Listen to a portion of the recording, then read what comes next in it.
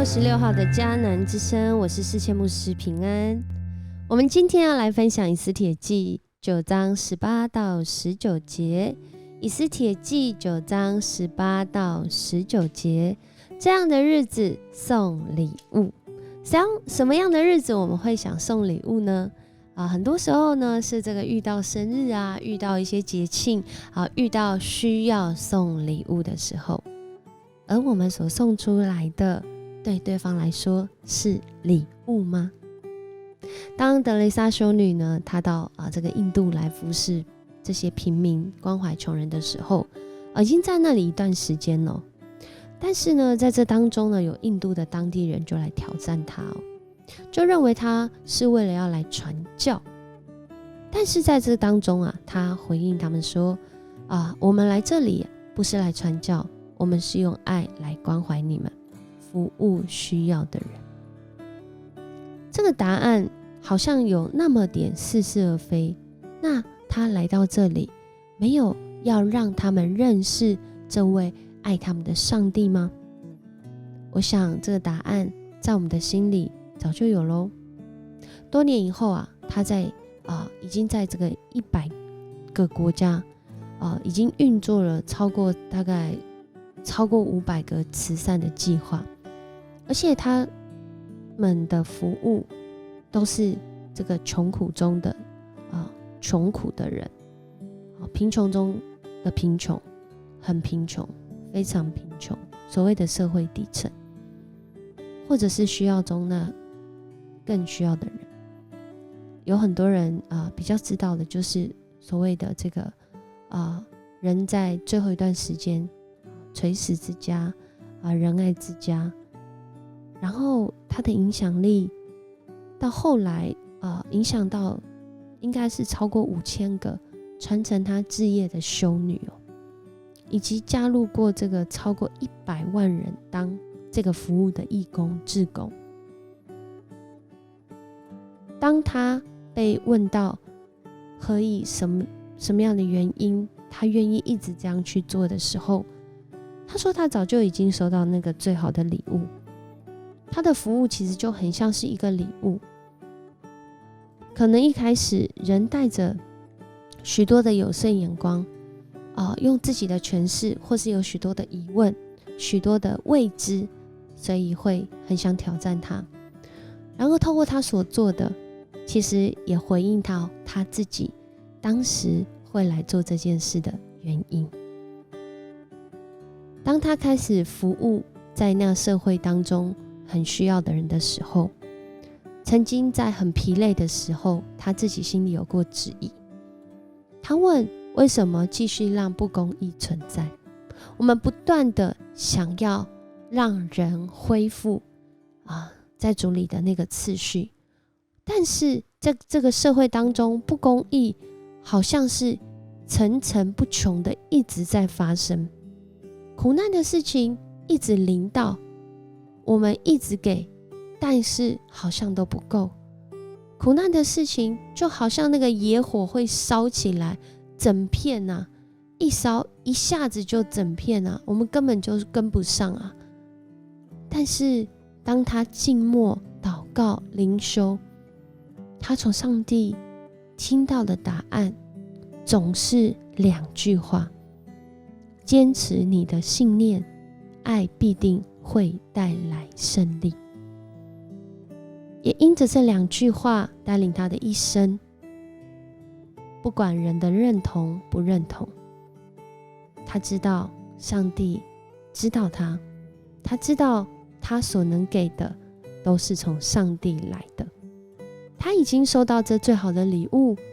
也将这礼物白白送出去，就在这样的日子当中。今天的经文仿佛也让我们看到了一个白白的礼物。犹太人领受这白白的礼物，是上帝在背后的工作，成为这礼物，翻转了犹太人的命运，在那个死亡的威胁中，变成是这个得胜的荣耀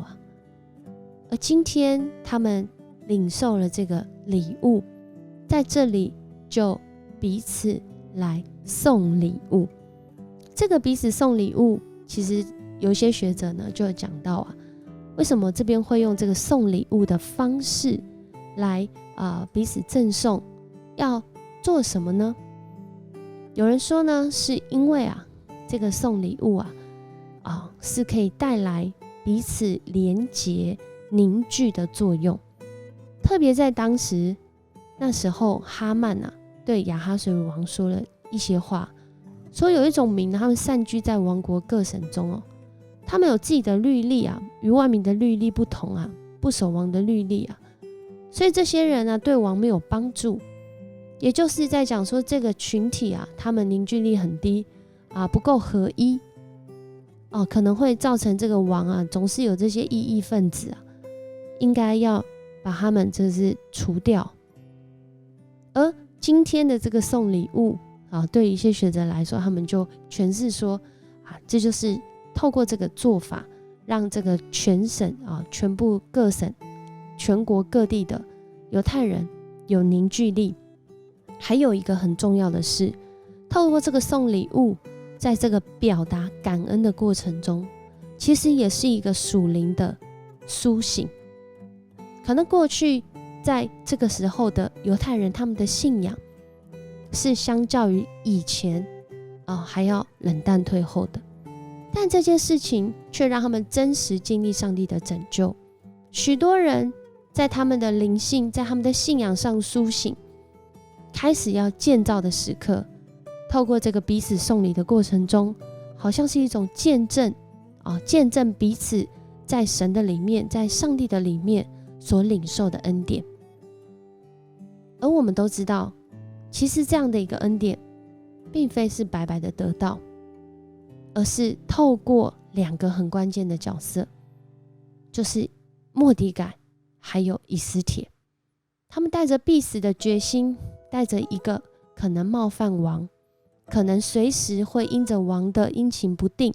而付代价的可能性，但却在那个时候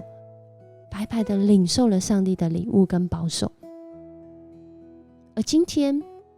当我们在看这段经文的时候，我们其实也正在领受一个礼物，而这礼物不仅是上帝从那个创世以前就预备好，更是透过今天我们看见圣经里面的新约，他预备他独生爱子为我们付上这个代价。而且不仅是付上这个代价，他让我们因着相信，我们可以跟他连结，来得着那真实的平安。这样的一个礼物，让我们在这个充满不公义、充满苦难的世界，因着有这份礼物，我们的心能够勇敢起来。好像今天的 RPG 祷告经文约翰福音所说的16章33节，我把这件事告诉你们，是要使你们因跟我连结而有平安。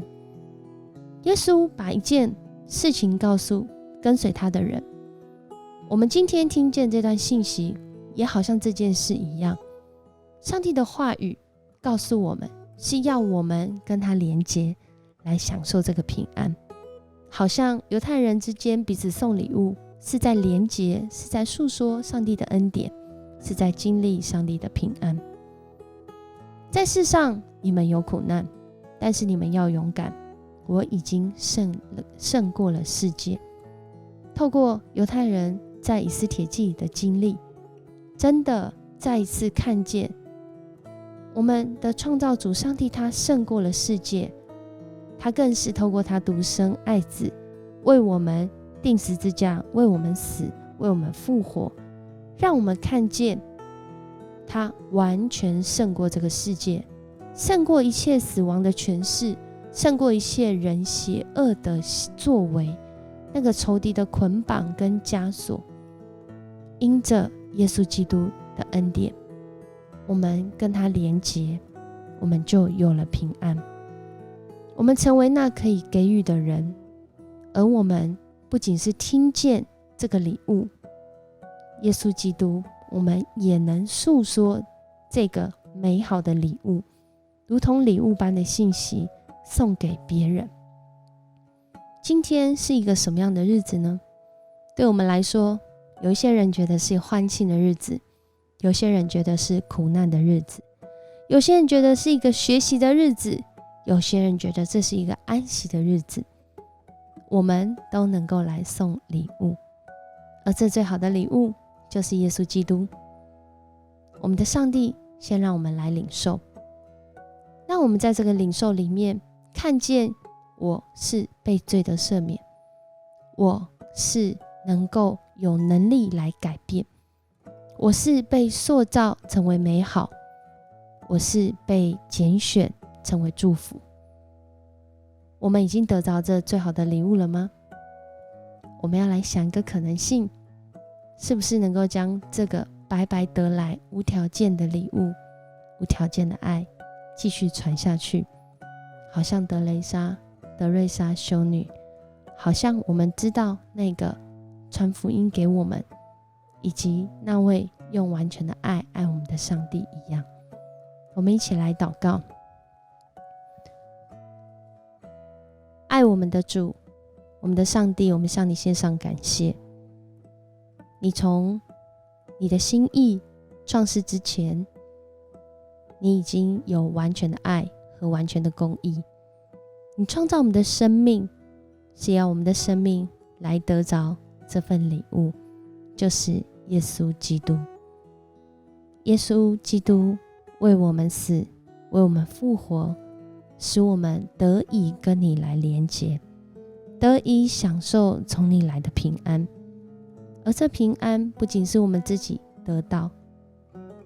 我们的上帝，你也希望透过我们生命的经历，也让身边的人来经历这份祝福跟喜悦。